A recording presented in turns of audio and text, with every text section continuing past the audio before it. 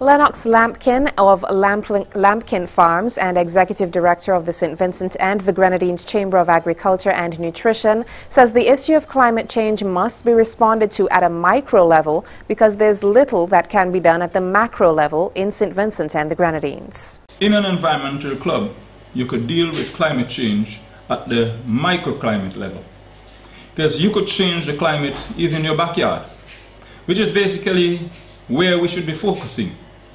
How do we change and maintain correct climate at the micro level? We really can do very little at the international and macro level, but we could do quite a lot at the micro level. Microclimates could be different in your backyard and in your front yard, depending on the amount of shade you have, whether you have water. All of these things are very important.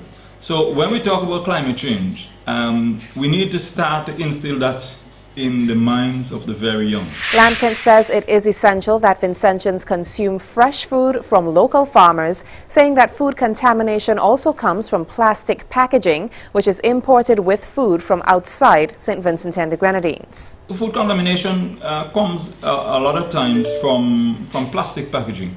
And it's something that we tend not to deal with, but I always said when we look at anything that is convenient, you must think about the con in the convenient, the con. Many times you're being con, because I see people, for instance, who would, and I'm going a little bit off here, but who would stock their refrigerators up with food, and they would head off to the market, they would buy fresh food, and they would start using stuff that is old from the refrigerator. That doesn't make any sense. Venezuelan Ambassador Joel Therese Marcana is inviting Vincentians to a forum at the French's House tomorrow, September 27th. Ambassador Marcana says the forum will highlight extraordinary cases of colonialism around the world. Y el próximo 27 de septiembre, ahora, and the 27th of September, which is today's, va nuevamente a solicitar su reconocimiento como Estado observador. They're going to try again to recognize to have their country recognized as an observant state. Es decir, estamos hablando de casos extraordinariamente importantes de colonialismo en el mundo. So we're talking about extraordinary cases of colonialism in the world. Eso es ese foro lo vamos a hacer fuera de acá del instituto.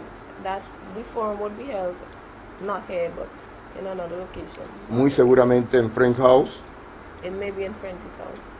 Y pues se va a invitar al público en general de San Vicente y las Granadinas. And the general public would be invited. The Venezuelan ambassador says he wants to make it clear that he is not trying to mix the seminar about colonialism with the internal affairs of St. Vincent and the Grenadines.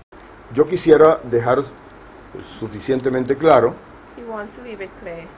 que la realización de este seminario sobre el colonialismo no busca introducirse en los asuntos internos de San Vicente y las Granadinas.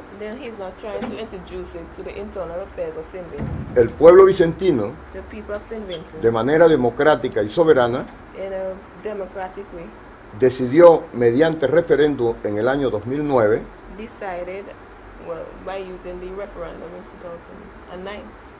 mantener su actual estatus político. Eso es una decisión respetable. The rights of the child took center stage at a workshop on the reform and implementation of national child protection laws and systems in SVG.